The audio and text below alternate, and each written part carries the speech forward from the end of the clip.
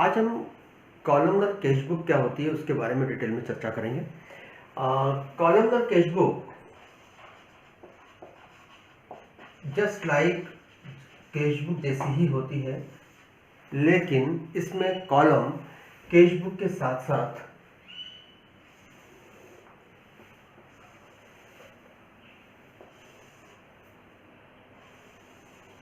एक, दो और तीन कॉलम इसमें होते हैं। ये तीन कॉलम शो करते हैं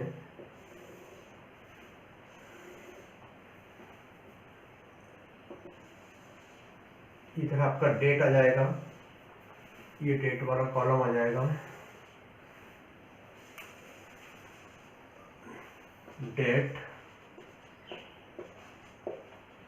पर्टिकुलर्स, है ना। तीन कॉलम जो होते हैं उसमें एक कॉलम आपका रहेगा कैश का,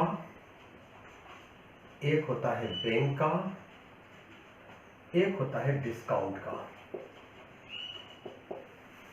तीन कॉलम रहते हैं। देखिए कैश बुक के अंदर हम सिर्फ कैश बुक लिखते हैं, कैश का कॉलम रहता है, डेबिट, ये साइड हो गई डेबिट साइड और ये साइड हो गई क्रेडिट। लेकिन जब कॉलमनर कैश बुक का जहाँ तक सवाल है, कॉलमनर कैश बुक कई लोग बिजनेसमैन इसलिए बनाते हैं कि एक ही जगह उन्हें कैश की, बैंक की, डिस्काउंट की एंट्री मिल जाए, तो इसलिए वो डिस्काउंट, कैश, बैंक, ऐसे ही इधर डिस्काउंट, कैश एंड बैंक, तीन प्रकार के ये कॉलम रहते हैं।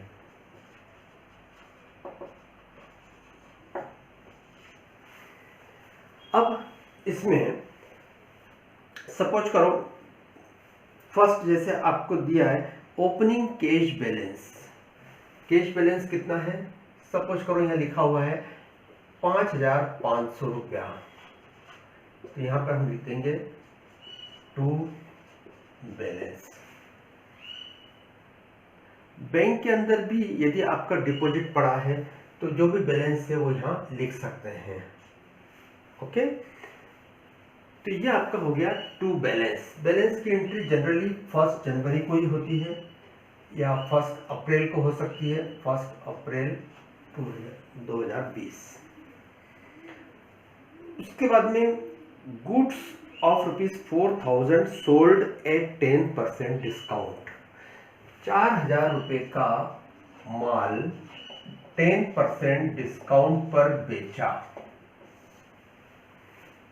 बेचा तो कैश आएगा, यानी इधर आएगा टू सेल्स। 4,000 का माल है, कैश डिस्काउंट कितना है? 10% है। इसका मतलब 400 रुपया डिस्काउंट दिया हमने और हमें कैश कितना मिला? 3,600। गुड्स कितने का था?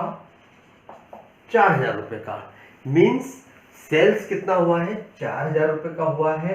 सेल्स के अंदर सेल्स बुक में जो एंट्री जाएगी वो 4,000 की जाएगी और यहाँ पर जो है उसके बदले में हमें 3,600 रुपया कैश आया और डिस्काउंट अकाउंट डेबिट किया हमने। क्यों किया डिस्काउंट अकाउंट डेबिट? क्योंकि all the expenses has to be debited, ये हमारा रूल है, उसी हिसाब से हमने इसको डेबिट किया है। ये सपोज करो ये हमारी एंट्री हुई है 3 तारीख को।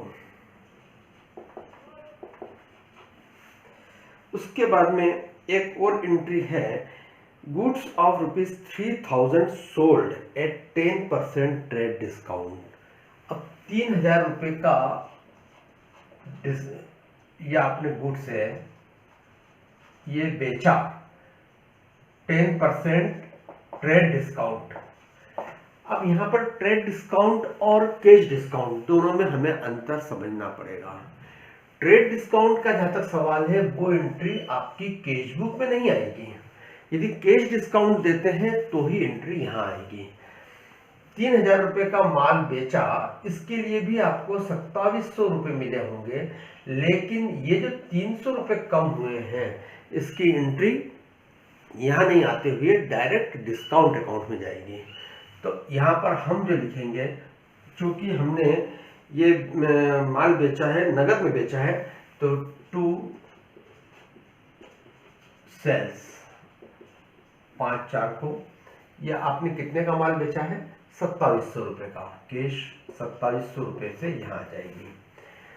आप, मैं इसलिए सिर्फ समझा रहा हूं कि कैश डिस्काउंट की एंट्री यहाँ आती है क्योंकि कैश लेने के अंदर जो डिस्काउंट दिया है, ट्रेड डिस्काउंट ये हमारे व्यापार की चीज है। व्यापार में और कैश में थोड़ा सा अंतर है। कई बार ऐसे भी क्वेश्चन आते हैं जिसमें ट्रेड डिस्काउंट दिया है, उसके बाद में कैश डिस्काउंट दिया है, तो कैश डिस्काउंट को हमें यहाँ लेना है, ट्रेड डिस्काउंट को हमें डायरेक्ट P&L अकाउंट में ही जाएगा।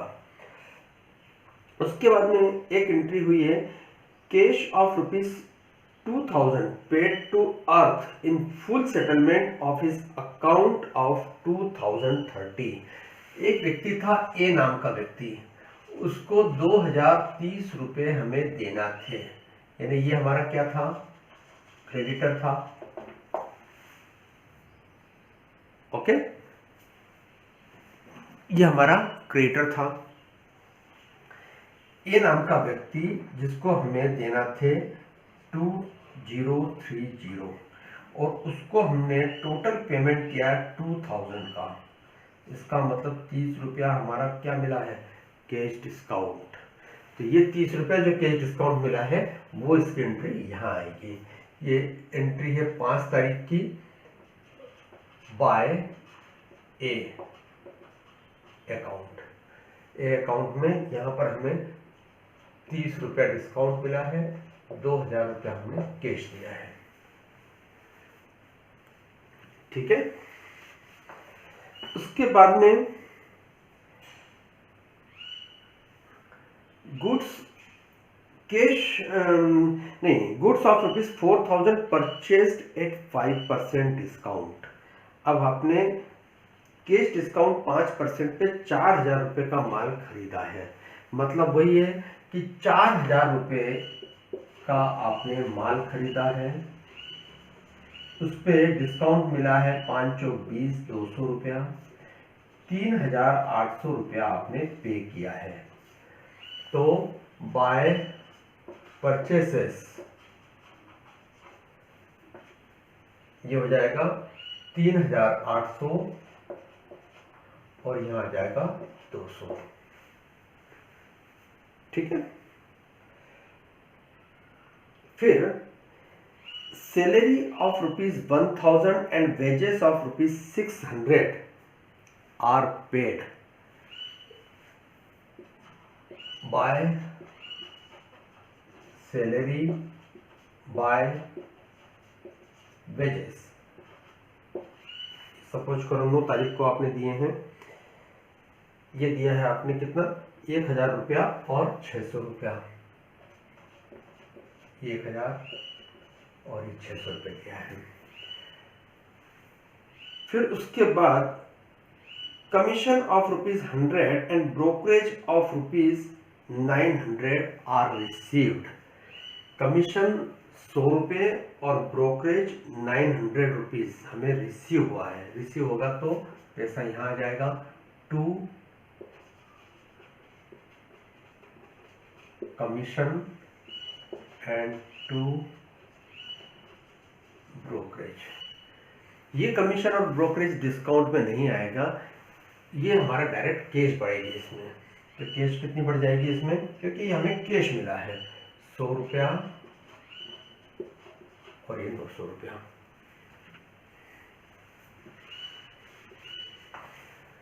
उसके बाद a machine of ₹6000 were purchased, for which 6000 रुपये की एक हमने मशीनरी परचेस की, उसमें से 2000 रुपये रमेश नामक व्यक्ति को चेक से भुगतान किया, चेक से पेमेंट किया। मतलब मशीन हमने भले ही 6000 की ली हो, लेकिन आज की तारीख में पेमेंट कितना किया है? 2000 का, और वो कैश से नहीं किया है, वो चेक से किया है। तो सपोज करो 11 तारीख बाय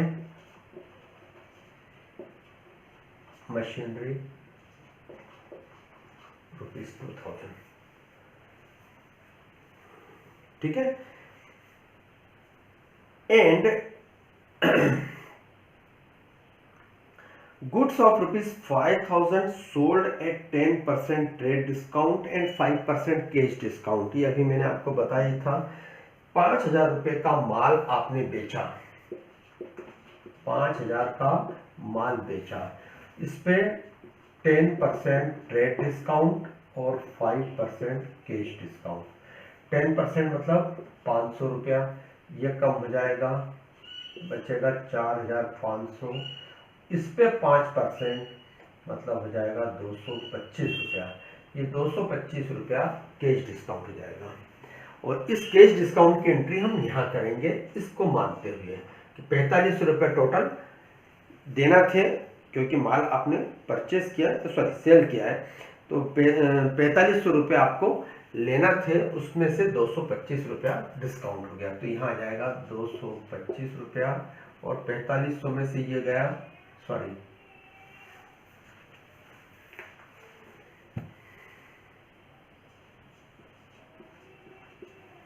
ये हो जाएगा 2 सेल्स।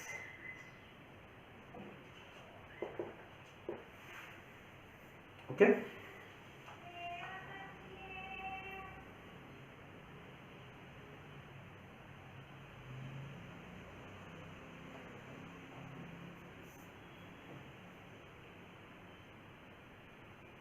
अब एक इसमें एंट्री और है जो अपन इसमें करेंगे।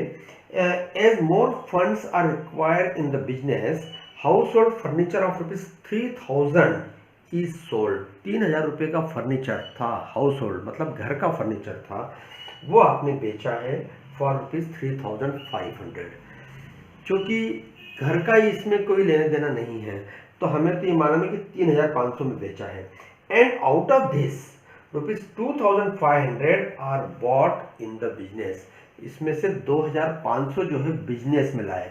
तो बिजनेस में कितना पैसा आया है, इसमें आया 2,500 रुपया। तो 2,500 रुपया यहाँ लिखेंगे टू ड्राइंग।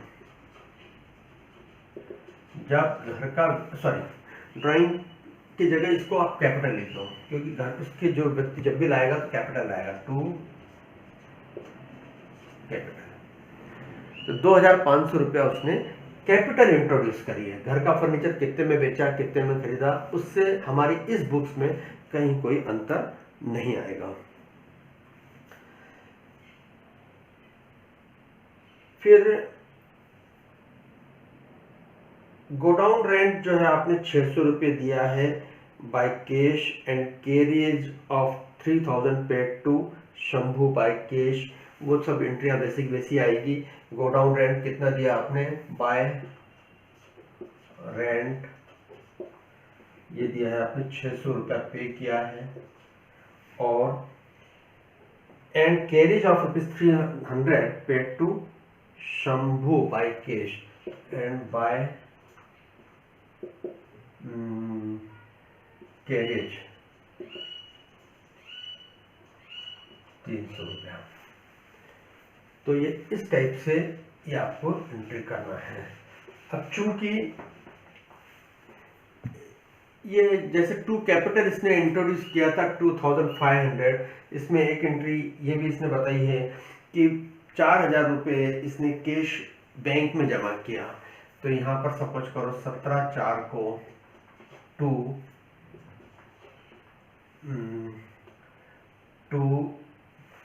बैंक में जमा किया, बैंक में आएगा, यहाँ पर आएगा, तो हम एंट्री करेंगे टू कैश 4,000 रुपीज यहाँ जमा किया। और कैश में से जाएगा 4,000 रुपीज बाय बैंक। कैश में हम एंट्री कर रहे हैं, तो यहाँ आएगा बाय बैंक। तो ये क्या हो रहा है, कैश से बैंक में चले गया, जो कैश में पड़ा था वो बैंक में चले गया। तो इस टाइप से ये एंट्री कर दी। अब इसके बाद में इन सब का हमें टोटल लगाना है और उसके फिर बैलेंसेस निकालने हैं। ठीक, अब जैसे बैंक का अकाउंट में 4,000 रुपये आपने यहाँ जमा किए, 2,000 रुपये वहां पर खर्च हो गए, 2000 रुपये बैलेंस बच गया बाय बैलेंस 31 तारीख को, जो चौथा महीना है 30 तारीख को। उसके बाद में इधर का टोटल लगाया हमने 4 और 2 625 और इधर का टोटल लगाया। इसको अलग अलग टोटल लगाते हैं क्योंकि इसको हम ऐसा का ऐसा ही P&L अकाउंट में ले जाएंगे। जितना डिस्काउंट आपने यहाँ पर प्राप्त किया है और उधर खर्च किया है, इन दोनों का ऐसा कैसे ले जाएंगे, डेबिट की एंट्री डेबिट में, क्रेडिट की क्रेडिट में, है ना। ये आपने डिस्काउंट पे किया है और ये डिस्काउंट रिसीव किया है, अर्न किया है।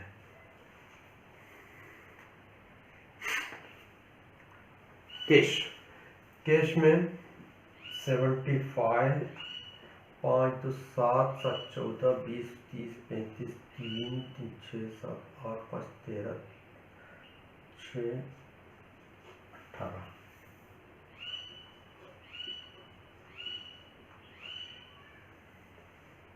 8 14 6 3 9 6 15 9 6 15 23 तो ये आपका बैलेंस बच गया। तो इस टाइप से ये हमें कॉलमनर कैश बुक बनाना चाहिए। Cash book of so and so ऐसा करके इसमें लिखना है। ओके।